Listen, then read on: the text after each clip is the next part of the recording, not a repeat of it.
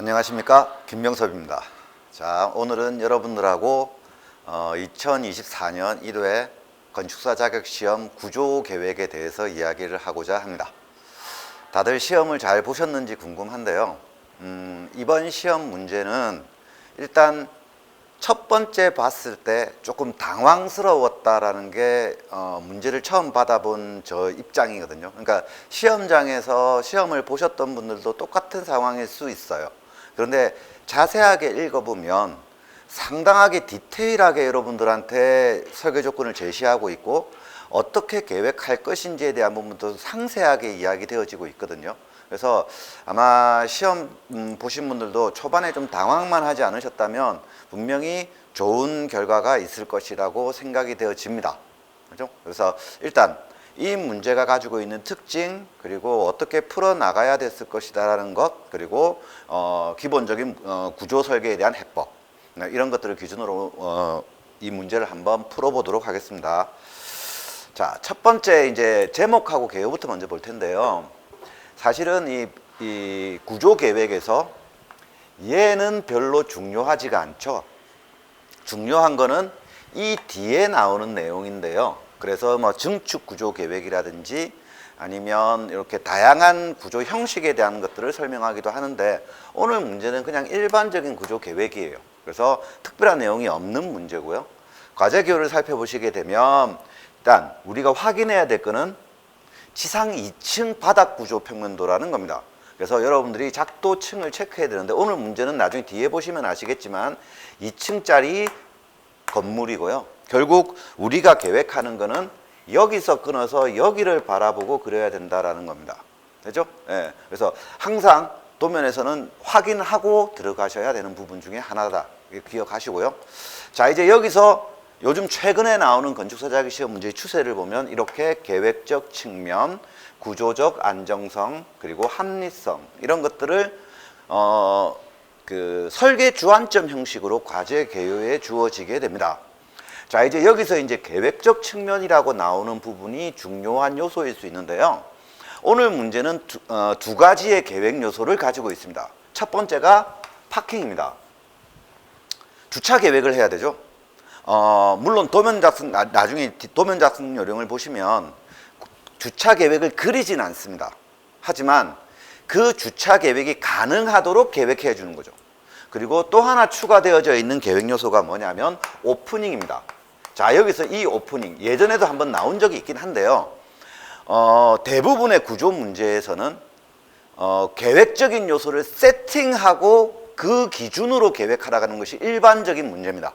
그런데 실을 계획한다든지 코어의 위치를 계획한다든지 주차를 계획한다든지 이렇게 한 계획 요소가 주어져 있는 거거든요.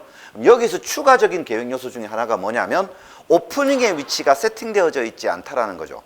그래서 우리가 계획을 할 때 이 오프닝의 위치를 세팅하고 계획을 해야 된다. 자, 그런데 문제는 임의로 아무 곳에나 세팅하는 것이 아니라 구조 계획, 즉 기둥과 보의 위치를 고려한 오프닝이 돼야 된다는 거죠. 이게 중요한 요소 중에 하나입니다. 그래서 오늘 문제에서 주차 계획은 어렵지 않아요. 그런데 이 오프닝이 계획에 상당히 중요한 역할을 하게 될 것이다라는 게 이 오늘 문제의 특징이라고 이야기할 수 있습니다. 자, 그리고 이제 구조적 안정성, 이건 당연한 이야기고요. 그리고 합리성 이런 것들을 고려해서 구조 계획을 해달라고 이야기를 하고 있습니다. 자, 그리고 이제 현황도가 나왔는데 제가 아까 조금 당황스럽습니다라고 했던 이유 중에 하나가 뭐였냐면요. 이 현황도입니다. 자, 지금까지 건축사 자격시험 문제 구조 계획에는 항상 뭐가 제시가 되었었냐면 평면도가 제시가 되어졌었죠. 거기에 코어가 있기도 하고요. 실이 계획되어져 있기도 하고요. 자, 그런데 오늘은 평면도가 없어요. 맞죠? 그래서 뭐가 있냐면 건축물의 윤곽 개념도가 있고 평면 개념도가 있고 계단 입체도가 있습니다. 그러니까 평면이 없다라는 거죠. 그러고 그냥 자세히 보니까 뭡니까? 사실은 오늘 문제는 1층 평면도가 이렇게 생겼고 2층 평면도는 그냥 이렇게 생겨져 있는 평면이라는 거죠. 네? 네. 그래서 1층이 2층보다 작을 것이다. 이 건축물의 사이즈는 수평으로 46m가 되어져 있고 46, 46 그리고 수직으로는 24.4m짜리 그냥 아무것도 계획되어져 있는 그냥 박스입니다. 이걸 기준으로 계획을 하다 보니까 처음엔 약간 당황스럽다고 한 이유가 아무런 근거점이 존재하지 않는다는 거죠. 그러니까 뭐가 많이 발생할 가능성이 많다? 대안이 많이 발생할 수 있다라는 거죠. 무슨 뜻인지 이해되세요? 그래서 제가 약간 당황스럽습니다라는 이야기를 한 겁니다. 자, 그런데 여기에서 추가적인 계획 요소가 되어져 있는데 뭐가 여기에 추가적으로 계획하라고 되어 있다? 오프닝을 설치하라고 되어 있습니다. 자, 그러니까 여기 어딘가에 오프닝이 설치가 될 건데 여기는 아니겠죠? 오프닝이 설치가 될 건데 결국 2층 평면도를 기준으로 여기서부터 여기까지의 치수, 여기서부터 여기까지의 치수, 여기서부터 여기까지의 치수, 여기서부터 여기까지의 치수를 얼마 이상으로 계획해달라? 나중에 뒤에 보면 6m 이상으로 계획해달라고 되어져 있습니다. 여기 있네요. 그죠? 최소 6m 이상. 그죠? 자, 그런데 여기서 중요한 조건은 뭐냐면 이게 같을 필요는 없습니다. 없는데 6m 이상으로 하라 그랬으니까 대충 봤을 때 어디쯤? 중앙쯤 이렇게 되는 거죠. 그래서 얘의 위치는 위아래 편심이 가능하고 좌우 편심이 가능한 문제가 될 거다. 이해되셨어요? 예, 그렇게만 체크하시면 될 거고, 그리고 여기에 있는 1층 필로티 부분에 뭐가 설치가 된다고 되어 있습니까? 주차가 설치가 될 것이다 라고 이야기를 하고 있는 거죠.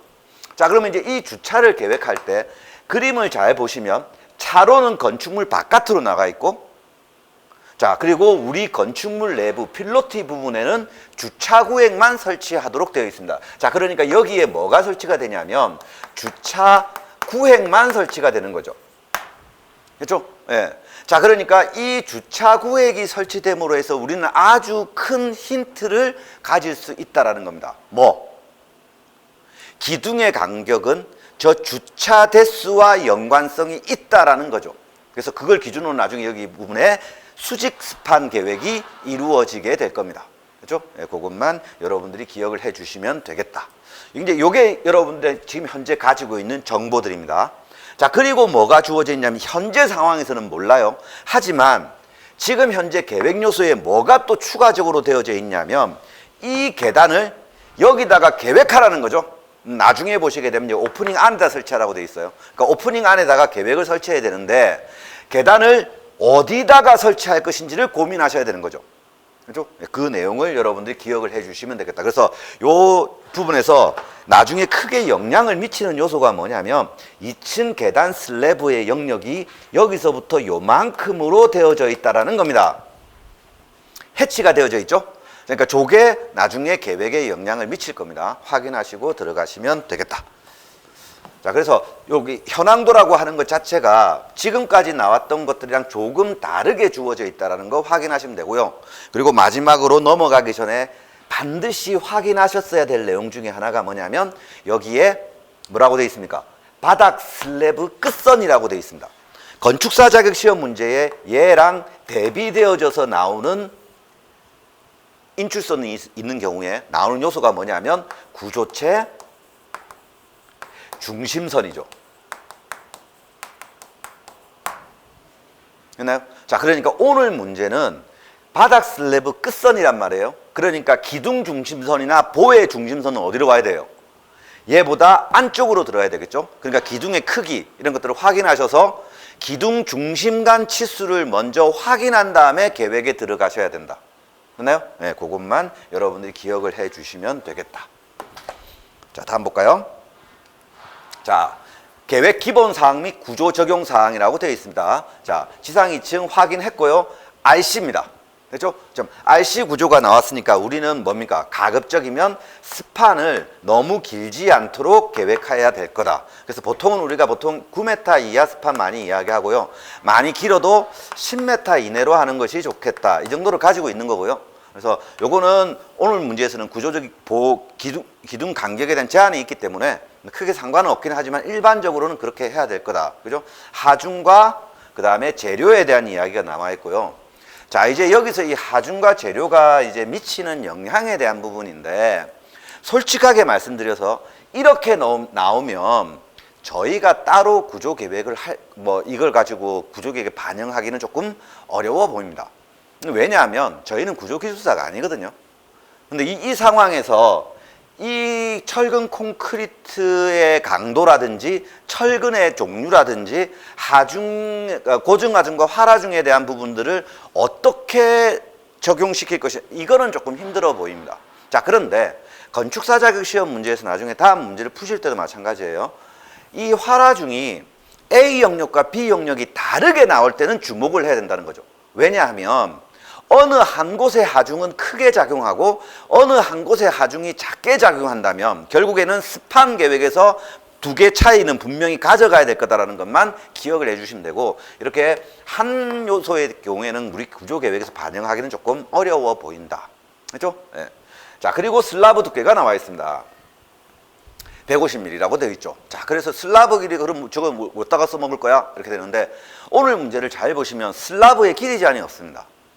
근데 슬라브의 길이를 좌우하는 게 누구냐 하면 이 슬라브 두께죠. 150mm로 갈 수 있는 한계가 있을 거고 200mm로 갈 수 있는 한계가 분명히 존재한다. 그래서 일반적으로 우리가 양단 연속일 경우에 한해서긴 하지만 28분의 L을 보통 많이 적용을 하거든요. 네. 네. 그렇게 해서 보게 되면 한 4.2m. 그러니까 지금 현재 우리 건축물에서 전부 다 양단 연속이 아니기 때문에 4.2를 픽스시키기는 힘들긴 합니다만, 일단 기본적으로 한 4m 언저리 정도의 슬라브 길이를 우리는 가져갈 수 있을 것이다. 그죠? 네. 그래서 이게 슬라브의 길이를 결정 짓는 요소로 여러분들이 생각을 해 주시면 되겠다. 그죠? 자, 그리고 다음 내용들 보시죠. 자, 이제 부재 단면 교호 및 치수. 자, 이제 여러분들이 오늘 이제 건축사 자격 시험을 처음으로 본다면 이 내용은 당황스러울 수 있는 내용입니다, 원래. 그런데 여러분들은 건축사 시험을 처음 보는 게 아니죠. 시험을 처음 보시는 분들은 계시겠지만 학원에서든 본인들이 관연도 문제를 푸셨던 간에 구조 문제의 관연도를 다 보셨단 말이에요. 그러면 이 내용은 이제 거의 기본형에 가깝지 않나라는 생각이 듭니다. 네? 그래서 특별하게 얘 가지고 고민하면 안 되고, 이 지금 A, B, C, D나 C1, C2, C3를 표현하는 것들은 이제 조금 자신 있게 할 수 있는 수준이 된 상태에서 시험을 가셔야 된다. 왜? 이거는 RC가 나오면 거의 필수로 나온다. 그나요? 예. 그래서 그거는 체크하실 필요가 있다. 자, 기둥에 대한 이야기를 먼저 하게 되면, 기둥은, 그러니까 일단 먼저 철근 콘크리트 구조에서 철근의 역할이 뭡니까? 인장력을 잡아주는 거죠. 자, 그러니까 C1 같은 경우에는 X축과 Y축의 철근 배근의 개수가 같죠. 예. 그러니까 이 기둥은 모멘트가 발생하지 않는 기둥에다가 설치하는 것이 맞습니다. 자, 그런데 얘 같은 경우는 철근 배근이 여기는 여기가 많고 얘는 여기가 많죠. 자, 그래서 이 경우에는 Y축으로 모멘트가 발생하는 경우에는 얘를 적용하는 거고, X축으로 모멘트가 발생하는 경우에는 얘를 적용하게 된다는 거죠. 그래서 저희가 이제 가르칠 때는 기둥을 얘는 I형의 철골과 동일한 개념으로 적용하면 되고, 얘는 H로 되어져 있는 철골 기둥과 동일한 개념으로 적용하시면 됩니다라고 가르쳐 드립니다. 그 개념으로 하면 확실하겠죠? 그렇게 정리하시면 될 것 같고, 거기에 맞춰서 여러분 나중에 설치해 주시면 됩니다. 자, 그 다음에 빔에 대한, 그러니까 보에 대한 이야기가 나오는데, 보는 오늘 총 4개가 나와져 있습니다. 이 4개를 본 다음에 여러분들은 2가지 작업을 하셔야 되는데, 짝꿍을 찾는 거고요. 그 다음에 큰 것과 작은 것을 구분하는 작업이 필요합니다. 자, 첫 번째가 뭐냐면, 상부 인장과 하부 인장을 구분하는 작업이 필요합니다. 자, 그래서 첫 번째로 나와 있는 이 2개가 상부 인장이죠. 하부 인장이죠. 하부 인장. 그리고 얘가 상부 인장이죠. 자, 이렇게 되어 있는 거고요. 그 다음에 보시게 되면 A와 C가 상하가 대비가 되어 있죠. 됐나요? 자, 그러니까 결국에는 저희가 이제 상부 인장, 하부 인장 말씀을 드릴 때 힘이 커지면 발력이 같이 커지거든요. 그러니까 얘가 같은 부재를 가지고 써지는 경우가 거의 대부분입니다. 아닌 경우가 있습니다. 하지만 대부분이 그렇다라는 이야기죠.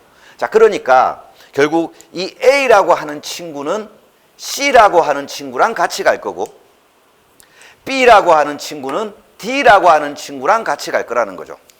이해됐어요? 네. 그렇게 해서 적용하시면 되겠다. 여기까지는 여러분 분석을 해 놓으시면 되는 거고, 그 다음에 나중에 기둥 배치와 보호 배치가 다 끝난 다음에 그 다음에 부재를 선정해서 기입해 주시면 됩니다. 자, 그 다음에 이제 여러분들이 이제 눈여겨보셔야 되고 신경을 바짝 쓰셔야 되는 고려사항입니다. 자, 왜 이 내용을 말씀드리냐면 건축사 자격 시험 문제에서 여러분한테 묻고자 하는 게 뭐냐라는 거예요. 1교시, 2교시 마찬가지입니다. 여러분들한테 아주 높은 계획 능력과 아주 높은 지식 수준을 묻고 있는 게 아니다라는 거죠. 맞나요? 그럼 뭘 물어보고자 하는 거냐면 내가 주어진 도면을 해석하는 능력과 주어져 있는 설계 조건을 분석하고 적용하는 능력을 물어보는 것이 최근 건축사 자격 시험 문제의 추세인 것 같다라는 겁니다. 이해됐나요? 네. 그래서 여러분들이 이 내용을 읽을 때 과연 이 설계 지문은 무엇을 요구하고 있는지를 확인하는 작업이 필요한 것 같다. 이해됐죠? 네. 그래서 여러분들이 올해 만일에 건축사 자격 시험 문제에 실패를 하더라도 지금 제가 말씀드린 내용을 조금 더 기억을 하셔서 다음번 시험을 준비하는 것이 건축사 시험에 합격을 할 수 있는 가장 빠른 방법인 것 같습니다. 네? 네. 자, 첫 번째 공통사항이라고 되어 있습니다. 자, 구조부재는 경제성, 시공성, 그 다음에 공간의 활용성 등을 고려하여 합리적으로 계획한다라고 되어져 있습니다. 자, 경제성에 대한 이야기 뭡니까? 2개만 기둥을 설치해도 되는데 3개를 설치해야 될까? 이거죠. 그러니까 주어진 조건 내에서 기둥의 개수나 보의 개수를 줄이는 것이 더 좋은 계획이 되겠다. 시공성은 얘는 철골에서는 명확해요. 뭐냐면 데크 플레이트의 골방향을 일치시키는 것이 경제성에서 중요한 요소 중에 하나가 되기 때문에 그렇거든요. 그러니까 RCS도 마찬가지일 수 있습니다. 동일하게 계획한다는 것은 똑같은 형태, 그러니까 보의 방향을 일치시키는 것조차도 뭡니까? 시공성에 포함되어질 수 있다. 그리고 공간의 활용성은 이제 보와는 무관해집니다. 뭐와 상관이 있는 겁니까? 기둥이죠.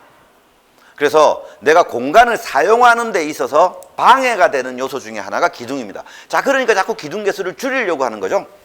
네. 네. 그래서 이 공간의 활용성인데, 근데 여기서는 우리가 눈여겨볼 부분이 뭐냐면 이 건축물에는 실이 존재하지 않습니다. 그래서 내부의 기둥에 대한 이야기인데 그거는 결국에는 뭡니까? 경제성에서 이미 이야기를 하고 있거든요. 근데 무주 공간에서 공간의 활용성을 따진다는 건 과연 뭐가 있을까라고 하면 오픈부의 기둥의 위치와 관련이 있을 수 있습니다. 됐죠? 예. 그래서 그거에 대해서 나중에 뒤에 가서 한 번 더 말씀을 드릴게요. 그래서 그걸 가지고 계획한다. 근데 요 내용은 일반적으로 뭐와 관련되어져 있는 거냐면 구조 계획의 기본 요소예요. 됐나요? 그래서 특별하게 해석이 필요 없을 수 있긴 하지만 여기에서 추가되고 빠지는 것들이 존재하기 때문에 기억을 해 두시면 좋을 것 같다. 자, 그 다음에 지붕은 그림 1과 같이 평지붕으로 계획한다. 계획에 아무런 영향이 없는 지문입니다. 자, 무슨 이야기를 하는 거냐면 저게 경사지붕이면 기둥 배치할 때 영향을 미치기 때문입니다. 무슨 이야기냐면 예전 시험 문제에서 건축물을 이렇게 주어졌죠. 되나요? 박공 지붕입니다. 층수는 중요하지 않고. 자, 그러니까 여기가 박공이니까 내가 저기를 보강해 주기 위해서 여기에 기둥이 가면 어떨까? 라고 하는 계획적인 요소가 발생할 수 있다는 건데 오늘 문제는 평지붕이라는 이야기죠. 그래서 이 내가 구조 계획할 때 지붕은 기둥 계획에 영향을 미치지 않습니다라고 하는 지문과 같은 이야기입니다. 됐나요? 네. 자, 그 다음에 전체 구조 시스템 및 부재 단면 계획 시 횡력은 고려하지 않는다. 자, 그러니까 뭡니까? 가세 설치가 필요 없다라는 거죠. 그래서 지금 이 가세는 보통 일반적으로 철골에서 많이 등장을 하는데 건축사 자격 시험 문제에 뭐가 나오냐면 RC인데 가세 설치에 대한 부분들을 요구하는 경우들이 가끔 있었습니다. 했나요? 예. 그래서 그거는 이제 특히 최근에 많이 사용하고 있는 필로티 구조에 대한 부분에 대한 보강 요소로도 많이 활용되기 때문에 여기서도 그게 나올 수 있거든요. 그러니까 하지 말라는 이야기라고 생각하시면 되겠다. 그죠? 예. 그러니까 지금 여기는 여러분들이 지금 보셔서 아시겠지만 건축물에 대한 기본적인 이야기들을 그러니까 이야기하고 있는 요소다라고 생각하시면 됩니다. 자, 그리고 이제 하나씩 이야기가 나올 겁니다. 자, 이제 1층 서측에는 그림 1과 같이 필로티의 주차 8대를 배치하는데 잠깐 사이즈가 다르답니다. 됐나요? 자, 그래서 여기서 중요한 거는 5.5가 아닙니다. 이건 이제 지금 설명드릴 텐데, 건축물의 단면을 계획할 때 캔틸레버를 설치하지 않는다라는 전제 하에서 건축물의 1층과 2층이 이렇게 생겼을 때는 여기에 뭐를 설치해야 되냐면 기둥을 설치해야 됩니다. 됐나요? 그래서 1층 매스와 2층 매스를 항상 비교해서 보셔야 되는데 2층이 더 크고 1층이 작은 경우에는 이야기가 달라진다는 거죠. 왜? 여기에 기둥이 있을 수도 있지만 없어도 상관없다라는 이야기입니다. 되나요? 그래서 오늘 문제에서 여기에 5.5m라고 하는 거는 기둥이 여기 있을 수도 있고 기둥이 여기 있을 수도 있기 때문에 내 구조 계획에는 영향을 미치지 않습니다. 그래요? 자, 그런데 문제는 뭐냐면 여기다가 주차를 몇 대를 계획하겠다? 8대를 계획하겠다라는 이야기가 나오고 있습니다. 자, 그러니까 내가 우리가 보통 필로티 주차 계획, 평면 그리고 구조 계획할 때 많이 말씀드렸던 내용 중에 하나입니다. 차로가 여기 있기 때문에 여기 주차 구역이 있기 때문에 얘는 대수와 영향을 받기 때문에 결국 2.8 곱하기 2대는 5.6m가 되는 거죠. 됐나요? 예. 그래서 지금 아까 제가 안 읽고 간 게 있었는데 그게 뭐냐면 오늘 문제 기둥 크기가 400에 400이고 보의 크기가 400에 500이죠. 같다라는 거 말고는 뎁스는 내가 오늘 구조 계획에서 전혀 영향이 없고요. 결국 기둥의 크기가 내 계획에 영향을 미칠 텐데 내가 여기는 필로티 주차가 되는 거고 그러니까 여기 기둥이 여기 있는 주차 구역 부분에 설치가 될 거다라는 이야기죠. 자, 그러면 결국에는 기둥이 설치가 되고 여기에 구조체 중심선이 존재한다면 요 기둥과 기둥 사이에 주차를 몇 대를 집어넣을 것이냐 이 이야기를 지금 하는 거거든요. 그럼 2대를 집어넣는다고 한다면 이렇게 되는 거고요. 결국 여기와 여기 중심선 사이의 치수를 생각하면 0.2, 0.2 그래서 0.4가 더해진다면 6m 스판이 2대를 집어넣기 위한 최소 스판이 됩니다. 됐나요? 그리고 3대를 집어넣는다면 여기에서 얼마가 더해질 거다? 2.8m가 더해질 거니까 8.8m가 될 거죠. 자, 그래서 이거보다 커지면 RC에서 거의 구조계획이 힘든 경우니까 결국 내 스판은 어느 방향으로 이쪽 방향의 스판은 6m 언저리의 스판 그러니까 6m 언저리가 아니고 6m 이상의 스판 그리고 8.8m 이상의 스판으로 계획될 것이다라는 힌트가 되는 거죠. 됐죠? 자, 이제 더 추가하게 되면 2대를 집어넣었으니까 6m짜리로 4스판이 필요하게 될 거죠. 최소한. 됐나요? 네. 자, 이제 3대를 집어넣으면 2스판을 하게 되면 6대가 들어가죠. 그럼 몇 대가 남아요? 2대가 남죠. 그러니까 얘는 8.8 곱하기 2스판 플러스 6m짜리 한 스판으로 이루어질 가능성이 있는 거죠. 무슨 뜻인지 이해되세요? 예. 네. 그래서 물론 이게 건물이 큰 경우에 8.8m짜리 세 스판이 갈 수도 있어요. 그죠? 하지만 제가 지금 설명드린 거는 최소한 이 정도 필요하다는 이야기를 하고 있는 겁니다. 그죠? 이렇게 해서 이게 아주 중요한 힌트 요소로 작용할 수 있을 것이다. 이거 기억을 하시면 됩니다. 그래서 오늘 문제 출제자가 2.5m 법적으로 정해져 있는 주차 구역의 크기를 2.8로 바꿔준 이유는 뭐냐면 내가 이 구조 계획을 제한하기 위해서입니다. 사실은 만일 저게 2.5m 하면 이 문제는 대안이 발생합니다. 이 문제는. 그래서 여러분들한테 그 대안을 막기 위해서 준 주차구역의 크기라고 생각하시면 되겠다. 자, 그 다음에 캔틸레버에 대한 이야기가 나옵니다. 이게 오늘 구조계획에서도 엄청나게 중요합니다. 자, 첫 번째, 무엇을 계획하라고요? 캔틸레버 슬래브를 계획하라고 되어 있습니다. 자, 캔틸레버 구조로 계획하는 방식은 철골에서는 거의 대부분이 캔틸레버 보방식으로 계획해야 됩니다. 그런데 지금 뭐를 계획하라고 되어 있냐면 캔틸레버 슬래브를 계획하라고 그랬거든요. 그래서 시험 문제를 잘 보시면 캔틸레버 슬래브로 나온 적이 있고 캔틸레버 보의 길이는 이렇게 주어진 적이 있고 캔틸레버 구조로 계획하라고 한 적이 있습니다. 자, 그러니까 오늘 문제는 뭐라고 이야기하고 있는 겁니까? 캔틸레버 슬래브 구조로 계획하라고 하는 거죠. 보방식이 아닙니다. 그러니까 오늘 문제에서 캔틸레버 단부에 볼을 설치하시면 안 된다. 이해되셨어요? 네. 자, 그 다음에 내민 길이는 지지부재, 결국에는 보겠죠?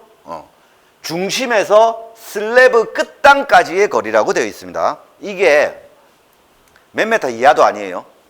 2.2m 이상 3m 이하 이렇게 되어 있죠. 알죠? 이것도 2.1m냐 2.3m냐에 따라서 뭡니까? 계획이 달라지는 게 아니라 스판 치수가 달라집니다. 그래서 얘도 최소한의 개념을 준 거고 3m 마찬가지입니다. 저 3m가 없으면 대안이 발생합니다. 그래서 제가 이 말씀을 계속 반복해서 드리는 이유가 뭐냐면 출제자가 저렇게 지문을 주는 데는 이유가 있다라는 거죠. 그죠? 네, 그래서 오늘 여러분들 일단 나중에 조건 체크하시고 내가 보가 이렇게 기둥이나 중심은 이렇게 갈 거고요. 그리고 캔틸레버 슬라브가 이렇게 갈 거거든요. 그러니까 여기서부터 여기까지의 끝선을 이야기하고 있는 겁니다. 이게 2.2m에서 3m 범주 내에 존재해야 된다. 이 이야기를 하고 있는 거죠. 네. 자, 그 다음에 기둥 모듈 구조 계획 이렇게 나옵니다. 자, 그래서 여러분들이 이제 기둥 계획할 때는 어떻게 계획할 것이냐를 이야기해 주고 있는 거거든요. 그래서 제일 중요한 거 뭐 여러분 절대로 틀리지 않을 거 9m 이하. 됐나요? 9m 이하로 하래요. 그 다음에 100mm 단위로 계획하래요. 이게 또 중요한 이야기가 됩니다. 이게 또 왜? 기둥 스판을 9m, 8.9m, 8.8m 이렇게 하라는 이야기죠. 네. 뭐가 안 된다는 겁니까? 8.85 이런 거는 안 된다는 이야기죠. 됐나요? 네. 그래서 소수점 0.1m 단위로 계획하라고 되어 있습니다. 기억하시고요. 그리고 최대 간격은 7m, 9m 이하. 자, 여기서 우리는 뭐를 가져갈 것이냐 하면 최대 스판이라고 하는 게 존재하겠죠. 물론 우리가 최대 스판을 보면 9의 9인데 아까 제가 말씀드렸듯이 이게 보가 하나만 가기는 조금 어렵다라는 거죠. 왜? 한 4m? 4.2m? 이게 한계라는 이야기가 되다 보니까 여러분들이 맥스로 가져간다면 얘가 8.4에 9m 정도 될 것 같고요. 조금 여유 있게 본다면 한 8m에 9m 정도 스판이 오늘 계획할 수 있는 최대 스판인 것 같습니다. 그래야 여기에 작은 볼을 하나만 보내서 얘를 가급적이면 4m 이하 언저리로 계획해 주셨으면 좋겠다. 그렇죠? 그래서 스판 계획을 정리하고 가시는 게 필요합니다. 자, 그 다음에 X축 방향은 동일한 간격으로 계획하고 Y축 방향은 임의로 한다. 자, 오늘 문제 아까 46m에 24.4m 스판인데 여기서부터 여기까지의 스판은 균등한 스판으로 해달라는 거죠. 결국 여러분들은 여기서 뭘 해야 될 거다? 46 나누기 얼마를 할 거다라는 이야기죠. 여기서 나온 치수가 뭐여야 된다고요? 100mm 단위여야 된다라는 이야기죠. 이해되나요? 네. 그래서 제가 저게 중요하다는 이야기를 하는 겁니다. 자, 그 다음에 Y는 임의로 한다. 제가 제 수업을 들으셨던 분들은 아실 겁니다. 저는 이 Y축은 이 방향은 임의로 한다. 이 조건을 어떻게 해석한다? Y 방향은 균일한 스판이 아니다.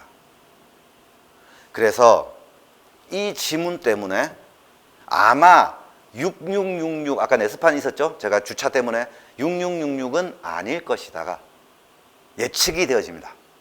맞나요? 네, 그거 기억하시면 된다. 근데 문제를 꼭 그렇게 풀어라가 아니라 지문을 해석할 때 만일에 Y축 방향이 동일한 스판이었다면 이렇게 안 줬을 것 같다라는 거죠. 이해되세요? 네. 자, 그 다음에 기둥은 강축과 약축을 고려해서 배치한다. 그래서 아까 C2와 C3를 적절하게 배치하셔야 됩니다. 네, 그것만 체크하시면 된다. 자, 그 다음에 아까 말씀 오픈에 대한 이야기, 여러분이 계획하셔야 되는 오픈의 위치에 대한 이야기를 하고 있습니다. 아까 현황도에서 이미 확인했던 사항, 최소 6m 맞죠? 예. 그리고 그러니까 결국 중앙쯤에 들어갈 거고 Y축 방향, X축 방향 이미 제시가 되어져 있습니다. 자, 이 오프닝의 크기가 얼마란 이야기입니까? 25 곱하기 23, 6.5 곱하기 23 이렇게 되어 있습니다. 그리고 여기에 이게 바닥 슬래브 끝선이거든요. 자, 그러니까 여기에 있는 6.5 곱하기 23도 뭡니까? 유효 치수로 생각되어진다. 그렇죠? 자, 그러면 보나 이런 것들은 쟤보다 커져야 되겠죠? 예. 그렇게 해서 체크를 해주시면 되겠다. 그 다음에 위치는 이거는 뭐 일단 무조건 저희 위치를 세팅하고 들어갈 수가 없기 때문에 기둥 스판 계획과 같이 보고 여러분이 진행하셔야 되고, 얘가 특히 수직은 센터가 아닐 가능성이 있습니다.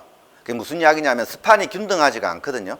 근데 수평은 스판이 균등하다 그랬죠.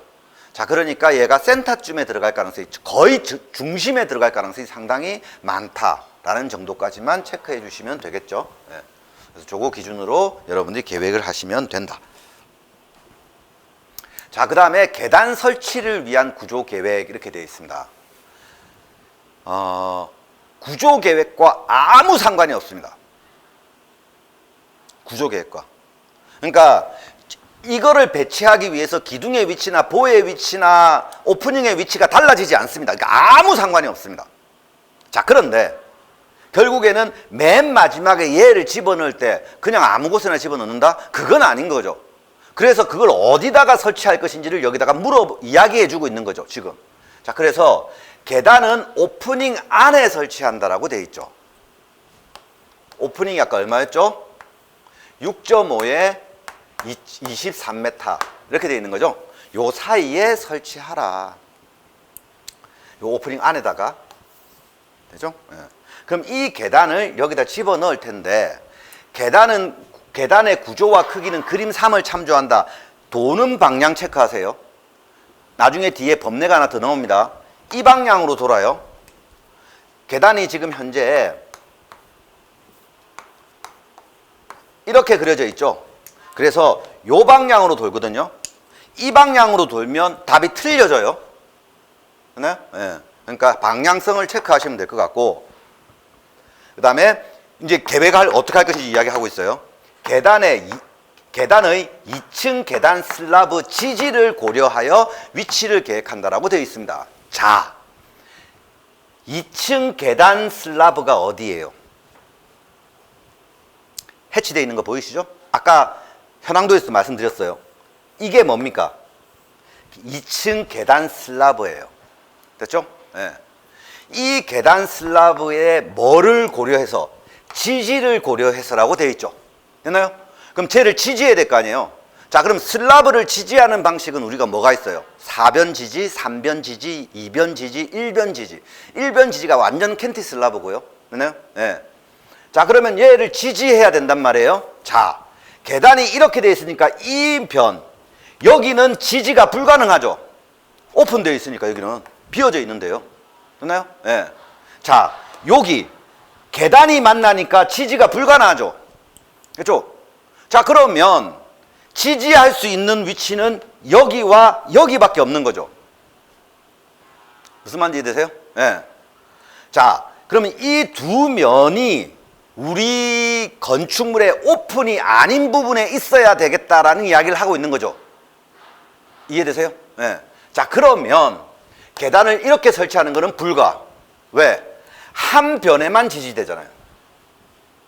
그러니까 한 면이 더 지지된 위치가 더 좋은 거 아니에요? 어디? 여기. 됐나요? 예. 자, 그래서 내가 이 계단에 대안은 존재해요. 자, 여기서 이 방향으로 설치하면 이렇게 될 거고요. 그 다음에 여기서 이 방향으로 설치하면 이렇게 될 거고요. 됐나요? 얘는 안 되고요. 그죠? 예. 그 다음에 얘는 여기서 설치한다면 이렇게 되겠네요. 됐나요? 예. 그래서 지금 가지고 있는 방향성을 가지고 따진다면 이러한 형태가 될 것 같다. 이렇게 되는 거죠. 여기도 가능한가요, 그러면? 이렇게 밀어대니까 이렇게 해서 총 4개의 대안이 있다. 자, 얘를 여기다 붙이면 안 된다. 이야기를 하고 있는 거죠. 그래서 출제자는 뭘 이야기하고 있는 거냐면 여기는 어차피 두면은 지지가 안 되니까 내가 여기에다가는 지지가 됐으면 좋겠고 여기는 지지가 됐으면 좋겠다는 이야기죠. 됐나요? 가급적인 뭐에? 보에. 이해됐나요? 네. 그것만 여러분들이 기억을 해 주시면 된다.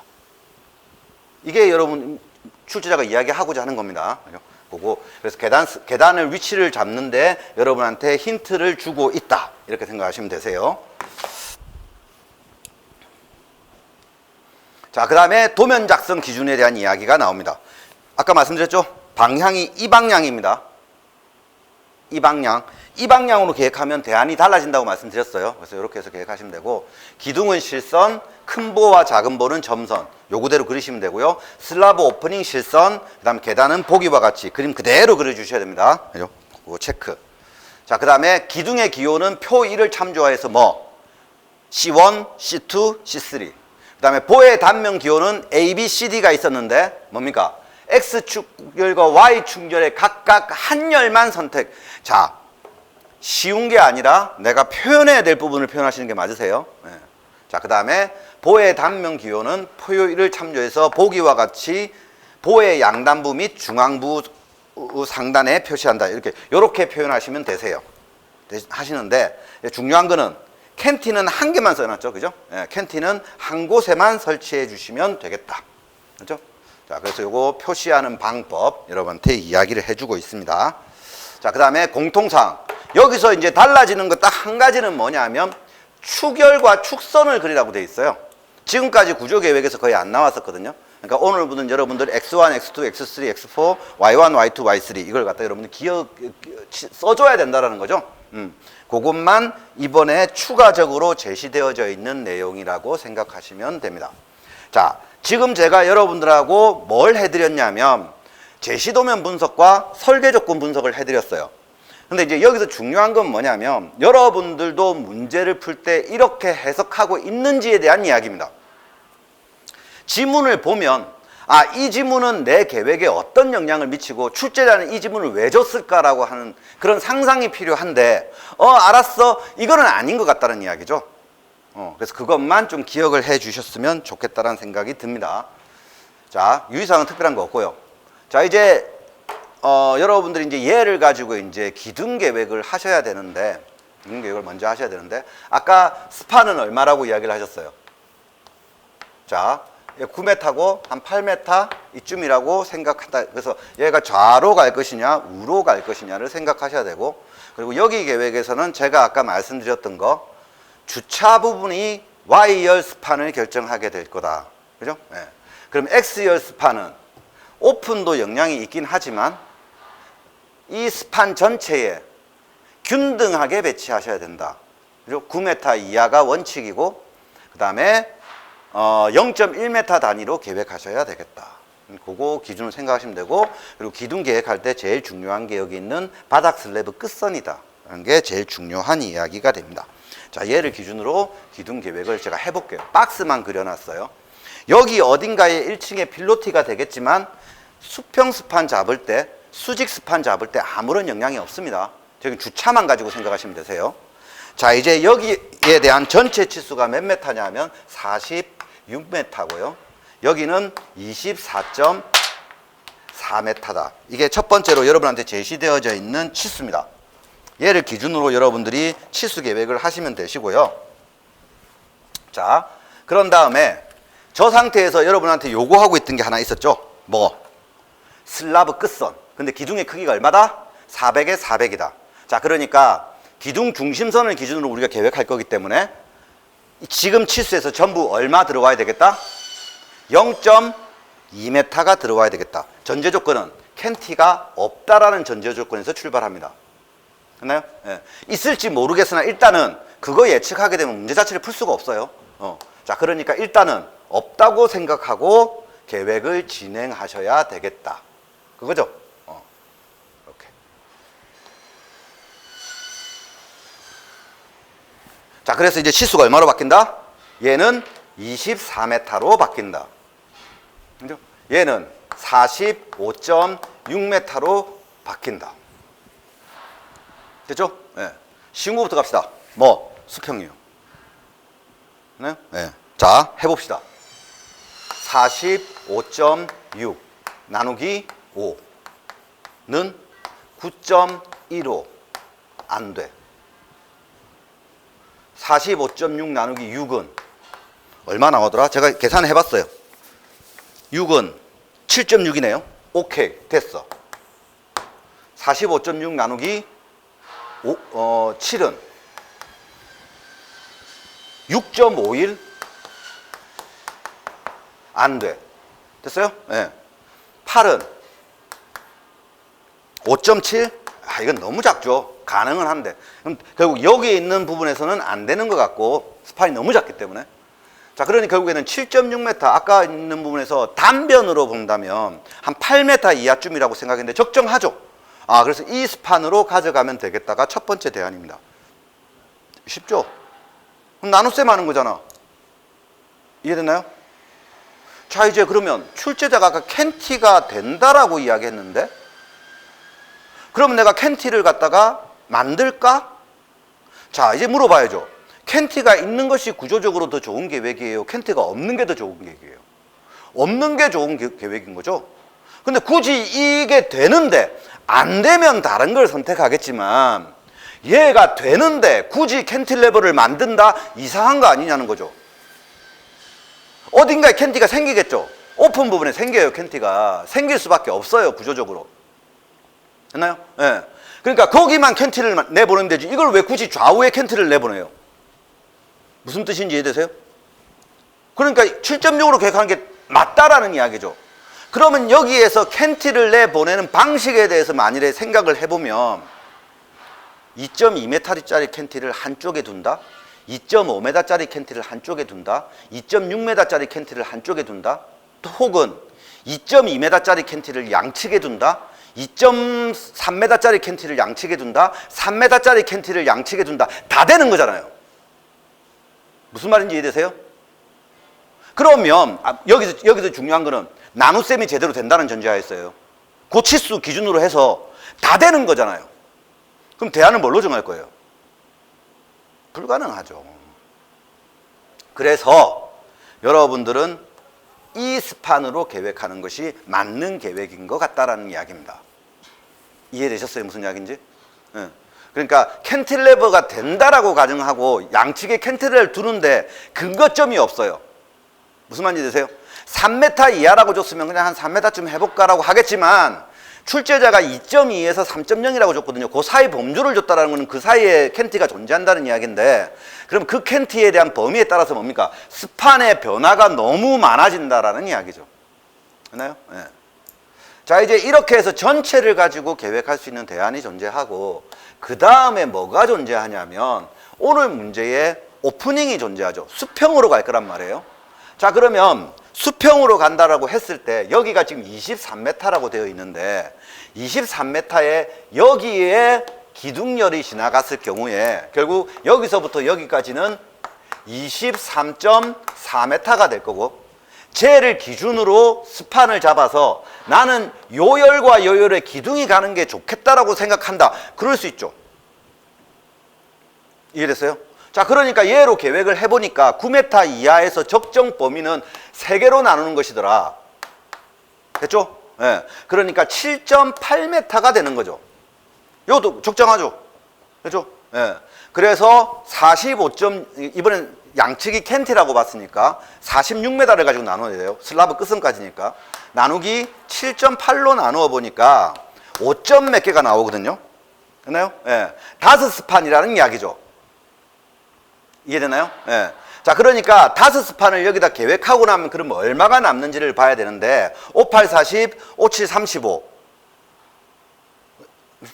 그래서 39m가 5스판이고 몇 m가 남냐면 7m가 남는 거거든요.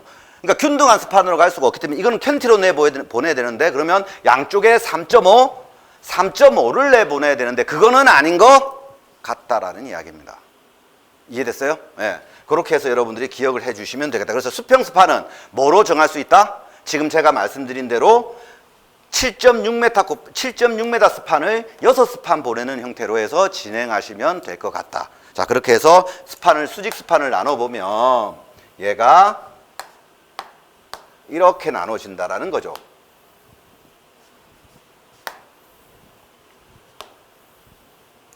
그래서 여기가 전부 얼마가 된다? 7.6이 될 거다. 이제 수직 스판을 정해야 되거든요.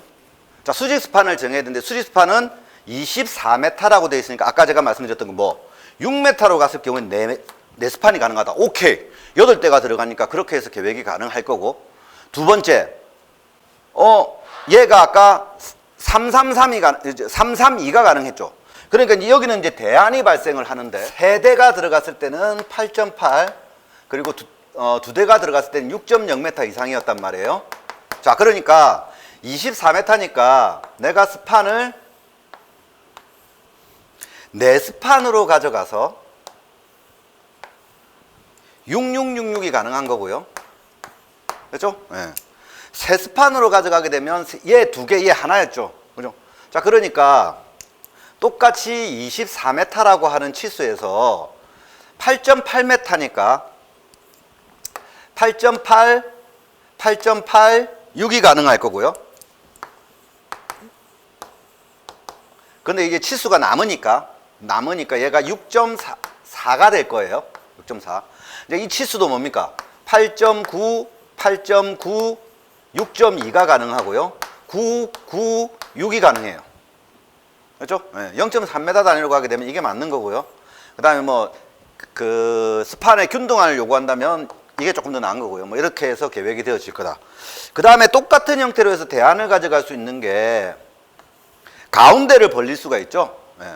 가운데를 벌려서 좁게 해서 이렇게 계획할 수가 있거든요. 그러면 이제 얘가 뭐가 되는 거예요? 6.4, 8.8, 8.8 이렇게 되는 거죠. 자, 그런데 이제 또 하나 더 하면 뭡니까? 6.4, 8.8, 8.8도 가능할 건데 얘는 미러 개념이기 때문에 똑같은 거예요. 이해됐어요? 네, 똑같은 개념이라고 생각하시면 되겠다. 오늘 문제가 직사각형 건물이고 형태에 수직적인 변화가 없기 때문에 그거는 미러되는 형태, 대칭형 구조이기 때문에 걔는 대안으로 따로 뺐습니다. 그러니까 세 가지 대안이 존재하게 될 거다라는 거죠.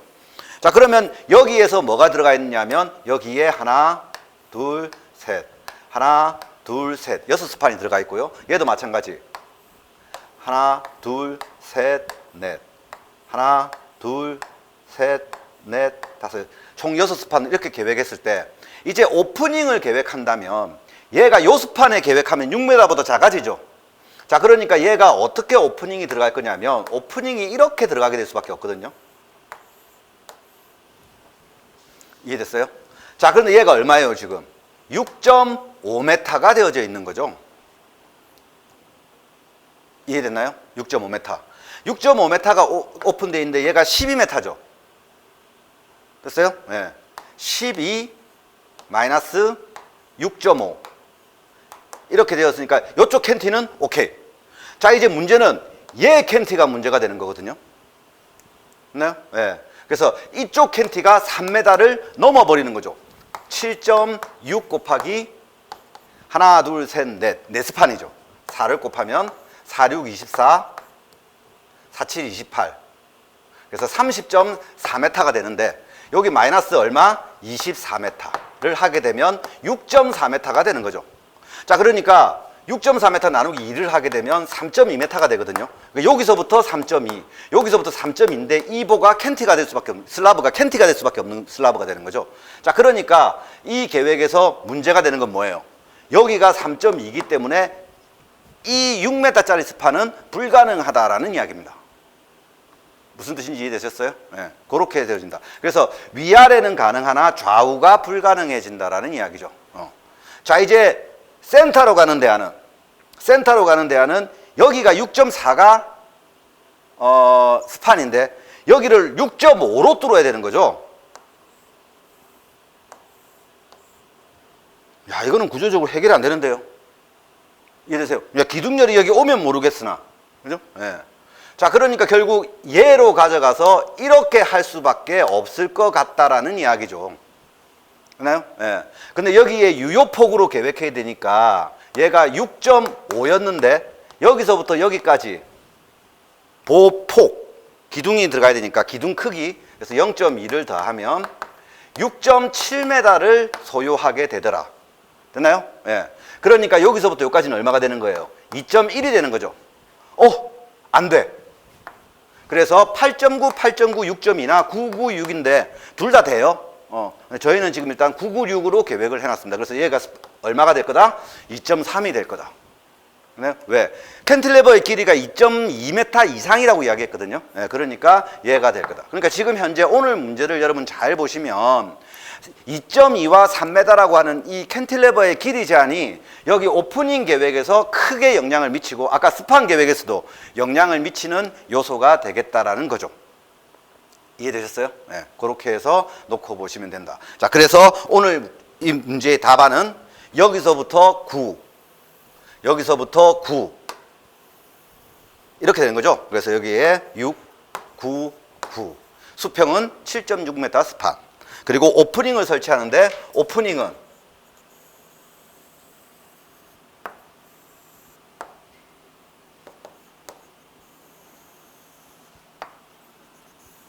이렇게 설치가 되겠다.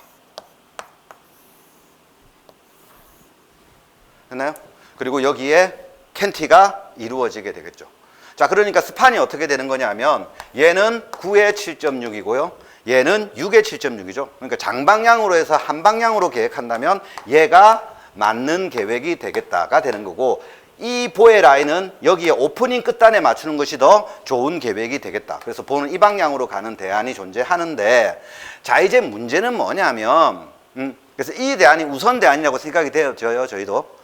자, 얘의 슬라브는 이쪽, 그러니까 이쪽 얘를 기준으로 봤을 때 얘의 슬라브는 얘가 일방향 슬라브거든요. 근데 얘는 양방향 슬라브긴 해요. 하긴 하지만 얘는 캔틸레버 슬라브 하중 이 방향으로 가는 거거든요. 그래서 방향성이 바뀐다라는 단점은 있어요. 그리고 두 번째는 뭐냐면 얘는 연속보가 되고 얘는 영속보가 되지만 얘가 오프닝에 의해서 보가 다 끊기죠. 그래서 볼을 수평으로 가는 대안도 존재하기는 한다. 하지만 여기에 볼을 다 두 개씩 보내야 되는 거죠.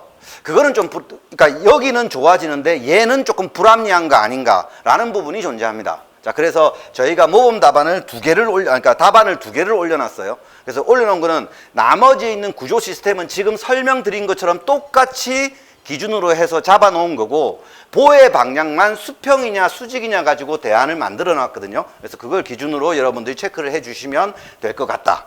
자, 그래서 일단 먼저 그리고 이제 계단에 대한 이야기는 지워버렸네. 자, 다시 얘 가지고 설명을 해드리면 여기에 계단을 설치해야 되는데 여기는 지금 캔티가 들어가죠. 캔티 부분에는 좋은 게 아니고 그러니까 결국에는 내가 보가 설치가 되면 여기 설치가 될 거고 여기 설치가 될 거고 이 보가 지금 설치가 되니까 내가 설치할 수 있는 위치는 여기와 여기가 존재하는 거죠. 됐나요? 예. 그러니까 아래쪽은 캔티가 들어가기 때문에 좋은 계획은 아닌 것 같다. 그래서 여기서부터 이 방향으로 도는 대안, 요 대안으로 잡아주시는 것이 가장 합리적인 대안인 것 같고 그러므로 해서 무슨 대안이 하나가 더 존재하냐면 이렇게 도는 대안이 하나가 존재해요. 똑같은 거죠. 돌린 거니까. 그래서 대안의 위치는 여기다 놓는 대안, 여기다 놓는 대안. 요 지금 계단의 방향성과 슬라브 2층 계단 슬라브에 대한 지지를 놓고 보면 요게 가장 합리적으로 보인다. 됐죠? 네, 그것만 체크해 주시면 된다. 자, 그래서 볼을 수직으로 보낸 대안을 만들어 놨고, 그래서 지금 현재 여기 잘 보시게 되면 그냥 센터에다 갖다 놨어요. 그리고 지금 여기와 여기에 보의 위치는 센터가 아니라 이 오픈을 잡아주는 위치에다가 일방향으로 해서 연속보의 개념으로 해서 적용시켜 놨고요. 그 다음에 방금 말씀드렸던 계단은 이 계단 슬라브가 여기에 지지돼서 여기와 여기에 지지가 된다라는 뜻입니다. 그런데 여기에 설치하게 되면 캔틸레버에 지지하게 되죠. 그러니까 좋은 계획은 아닌 것 같다. 자, 그러면 얘를 그대로 돌리면 여기에 계단이 설치가 가능하다고요. 그래서 이렇게 두 가지 대안이 존재합니다. 수평으로 도는 대안, 수직으로 도는 대안. 되나요? 예. 그래서 요거 여러분들 기억을 해주시면 될 것 같고, 저희가 일단 답안은 여기로 그려놨지만 얘를 이 방향으로 돌리는 대안도 존재한다라는 거 여러분 기억을 해주시면 될 것 같고요. 그 다음에 이제 부재를 선정을 하셔야 되는데, 부재 선정에서는 저희는 어디를 잡아놨냐면 여기와 여기를 캔틸레버 때문에 여기를 잡아놨거든요. 그래서 수평으로 지나가는 보는 집중하중이 얘한테 걸리죠. 그러니까 집중하중이 걸리는 수평 부분을 큰 거. 그래서 전체적으로 D, B, D가 될 거고요. 수직 방향으로 가는 놈은 등분포 하중이 작용하죠. 예, 그래서 여기 부분에 라인을 잡아놨는데 C, A, C로 적용되어질 거다라는 겁니다. 됐나요? 예, 그렇게 해서 적용하시면 되고, 기둥과 관련되어져서는 여기는 편심이 걸리죠. 그리고 여기도 똑같이 편심이 걸리고요. 그 다음에 여기도 지금 현재 편심이 이렇게 걸리고요. 여기도 지금 좌우는 거의 같으나 여기에 편심이 걸리기 때문에 이 친구들, 자, 이 친구들은 I의 개념으로 들어가야 되죠. 됐나요? 예. 그리고 이 친구들은 수평으로 편심이 걸리죠. 그러니까 여기는 H의 개념으로 들어가야 되겠죠. 됐나요? 예. 그래서 얘가 C2, 얘가 C3 이렇게 되어 있는 거고요. 얘는 양쪽 편심이죠. 양쪽 편심인데 여기가 집중 하중이 조금 더 크죠. 자, 그러니까 얘는 C3, 얘도 C3, 얘도 C3, 얘도 C3로 계획하시면 되겠다. 그러면 이제 남는 놈이 누구냐 하면 하나, 둘, 셋, 네 개가 남거든요. 예. 얘는 기본적으로 저희가 이제 여러분한테 정의를 시켜드린 게 뭐냐면 집중하중이 큰 쪽으로 해서 모멘트가 큰 쪽으로 잡아주십시오라고 이야기했거든요. 그래서 얘는 H의 개념으로 보셔도 되고, 모멘트 자체가 양쪽에서 잡아당기는 힘이 똑같단 말이에요. 그러니까 얘를 C1으로 쓰셔도 무방한 개념이 될 수 있습니다. 그죠? 한데 일단은 저희가 가르쳐 드릴 때 얘를 C3로 가르쳐 드렸기 때문에 C3를 기준으로 해서 계획을 해 주시면 되겠다. 됐죠? 예. 그렇게 해서 그 계획되어진 거고, 자, 그 다음에 체크하셔야 될 게 이제 얘를 수평으로 보내는 방법이 있다라고 말씀드렸는데, 수평으로 보낸 이유는 얘 때문에 그렇다고 말씀드렸습니다. 여기에 지금 보가 이렇게 지나가는데 여기에 지금 캔티레버가 이 방향으로 지나가거든요. 그러니까 얘는 하중의 방향 자체가 바뀌기 때문에 저거는 썩 좋아 보이지 않는다. 저 부분만 놓고 봤을 때. 그래서 얘를 수평으로 가는 대안을 여러분한테 잡아드린 겁니다. 그렇게 했을 경우에 이 경우에 단점이 뭐냐면, 단점은 보가 두 개가 가야 된다는 거죠. 됐나요? 그래서 기본적으로 우리가 작은 보를 보내는 방식은 장방향으로 보내는 것이 원칙이기 때문에 그 원칙은 어긋나나 여기에 있는 캔틸레버의 구성에서는 훨씬 더 효율적이 된다라는 거와 연속보가 적용이 되어진다라는 장점이 존재합니다. 됐죠? 그래서 수평으로 하는 대안을 여러분한테 그려드렸고, 이렇게 계획되어진 상태에서 좌우의 기둥은 똑같습니다. 편심이기 때문에. 근데 이제 코너 부분이 바뀌게 되겠죠. 집중 하중이 이쪽으로 걸리니까, 됐죠? 예. 얘가 C2가 되겠죠. 됐죠? 예. 그래서 I의 개념으로 해서 C2로 해서 가는 게 맞는 거고, 그 다음에 이제 가운데 있는 기둥, 하나, 둘, 셋, 네 개가 바뀌겠죠? 예. 그렇게 보시면 되고, 그 다음에 보는 얘와 얘가 있는데, 아까는 보가 이렇게 왔으니까 여기가 큰 거, 여기가 작은 거였는데, 이번에는 여기가 작은 거, 여기가 큰 거의 개념으로 해서 바뀐다. 예, 그 정도에 대한 차이가 있는 거라고 생각하시면 됩니다. 됐죠? 예. 그래서 이번 문제를 받아보고 난 다음에 당황하신 분도 계시고요. 막 어렵게 생각하시는 분도 계실 때, 내가 왜 이 문제를 어렵게 생각했는지를 나중에 한번 좀 체크해 보시는 게 필요합니다. 무슨 이야기냐면 설계 조건 분석을 철저히 하셔야 된다는 거. 이해되시죠? 그래서 왜 이렇게 설계자가 지문을 줬고 이 지문이 내 계획에 어떤 영향을 미치는지를 고민하지 않으면 거기에서부터 문제가 발생하기 때문에 풀 수가 없게 되어진다는 이야기죠.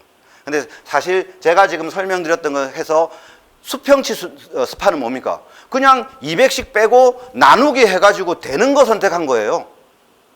무슨 말인지 이해되세요? 네. 수직은 주차가 들어가야 되는데 8대가 들어가야 되거든요. 8대가 들어가야 되니까 2대씩에서 4스판 혹은 3대, 3대, 2대 이 대안밖에 없다라는 거죠.